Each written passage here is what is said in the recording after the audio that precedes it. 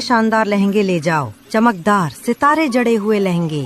ये आम पंछियों के लिए नहीं है, ये सबसे महंगे और कीमती लहंगे हैं। अरे बाप रे कालू भैया, आपके लहंगे तो बहुत ही महंगे हैं। अच्छी चीज की कीमत होती है हरियाली बहन। रानो चिड़िया अपनी छोटी सी बचत लेकर कालू की दुकान पर पहुंचती है। कालू भैया नमस्ते, मुझे अपनी बेटी गुड़िया के लिए एक छोटा सा लहंगा चाहिए। मैं जानती हूँ आपकी दुकान सबसे अच्छी है, पर मेरी बचत बहुत कम है। क्या आप मेरे लिए, मेरी गुड़िया की खुशी के लिए कोई ऐसा लहंगा दिखा सकते हैं जो थोड़ा सस्ता हो? मेरी बेटी के लिए, बसंत मेले की खुशियों के लिए थोड़ी रियायत कर दीजिए प्लीज। सस्ता? रानो, मेरी दुकान पर सस्ता कुछ नहीं मिलता। ये देखो, सबसे कमजोर लहंगा भी 50 दानों का है।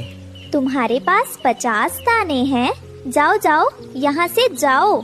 ये दुकान तुम्हारे जैसे गरीबों के लिए नहीं है। रानो चिड़िया की आंखों में आंसू आ जाते हैं और वो बेबस होकर वहाँ से लौट आती है। रानो निराश होकर बंटी कबूतर के खेत के पास एक नदी किनारे बैठकर रोने लगती है। रानो बहन, क्या हुआ? आप परेशान क्यों हैं?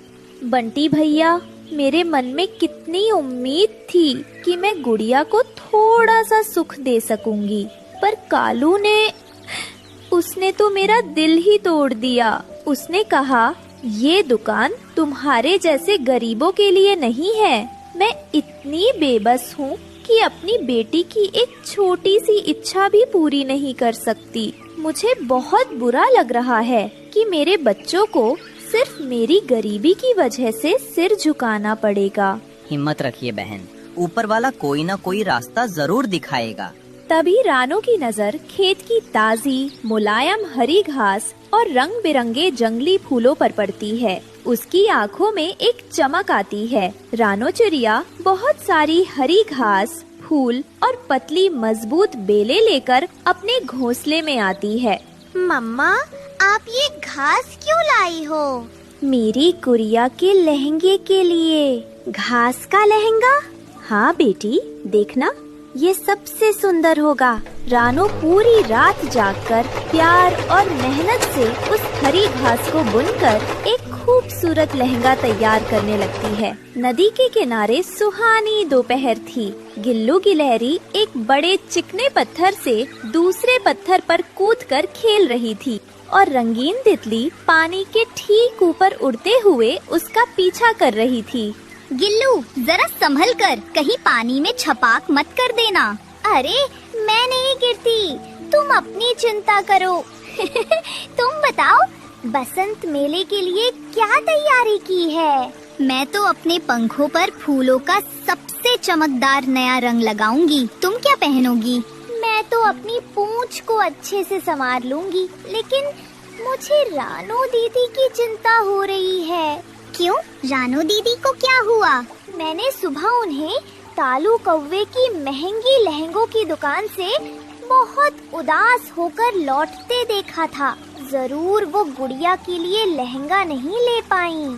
हे भगवान, वो बेचारी गुड़िया बहुत उदास होगी। वो कालू कौवा भी बहुत लालची है। चलो हम चलकर उनका हाल चाल लेते हैं, शायद हम उनकी कोई मदद कर सके। दोनों दोस्त रानो चिड़िया के घोंसले की तरफ चल देती हैं। रानो दीदी, आप कितना सुंदर लहंगा बना रही हैं। लाइए, मैं भी मदद करती हूँ। तितली जंगल से चमकने वाले जुगनू ले आती है और गिल्लू गिलहरी छोटे छोटे सफेद मोती जैसे पत्थर ले आती है। रानो उन्हें लहंगे पर टांक देती है। सुबह तक लहंगा तैयार था। ये किसी भी महंगे लहंगे से ज्यादा खूबसूरत था। ताजी घास की खुशबू, फूलों का रंग और जुगनुओं की चमक उसे अद्भुत बना रही थी। मम्मा, ये तो जादुई लग रहा है। ये दुनिया का सबसे अच्छा लहंगा है। चलो अब मेले में चले। मेले में हर तरफ चमक दमक थी। कालू और गोरी अपनी दुकान के सामने खड़े थे। तभी हरी घास का लहंगा पहने गुड़िया अपनी माँ के साथ आती है। सब उसे ही देखने लगते हैं। अरे देखो, रानो की बेटी को देखो। कहा था ना मेरे लहंगे महंगे हैं, पैसे नहीं थे तो घास फूस लपेट कर आ गई, भिखारी कहीं की। गुड़िया का चेहरा उतर जाता है और वो रोने लगती है। तभी मेले के मुख्य अतिथि हरिया तोता और हरियाली तोती मंच पर आते हैं। अरे वाह, रुको। रानो बहन, ये लहंगा ये तो अद्भुत है। कालू, तुम्हारे लहंगों में सिर्फ पैसा चमक रहा है, लेकिन इस लहंगे में एक माँ की ममता, उसकी कला और प्रकृति की असली सुंदरता चमक रही है। इस बसंत मेले का सबसे अनोखी और सुंदर पोशाक का इनाम रानो चिड़िया की बेटी गुड़िया को जाता है। सारी तितलियां और गिलू गिलहरी खुशी से गुड़िया के चारों ओर नाचने लगते हैं। कालू और गोरी का मुंह शर्म से लटक जाता है। रानो अपने बच्चों के साथ इनाम में मिले दानों का बड़ा थैला लेकर घर लौटती है। मम्मा, मुझे वो महंगे चमकने वाले लहंगे नहीं चाहिए। मुझे बस आपके हाथ का बना यही घास वाला लहंगा चाहिए। मेरे बच्चों, असली सुंदरता महंगी चीजों में नहीं, सादगी, मेहनत और प्यार में होती है। और तुम्हारी ये जीत बेटा, ये दिखाती है कि दिल की अच्छाई हमेशा दिखावे पर भारी पड़ती है। कालू और गोरी को सबक मिल चुका था कि घमंड और लालच का सिर हमेशा नीचा होता है। उस दिन के बाद कालू ने अपनी दुकान में सस्ती और सुंदर चीजें भी रखनी शुरू कर दी और प्यार भरे दिल से पक्षियों की मदद करने लगा। रानो चिड़िया और गुड़िया का घास का लहंगा जंगल में मेहनत और ममता की मिसाल बन गया। ये कहानी हमें सिखाती है कि सच्ची सुंदरता और खुशी भौतिक चीजों में नहीं, बल्कि प्यार, मेहनत और सादगी में होती।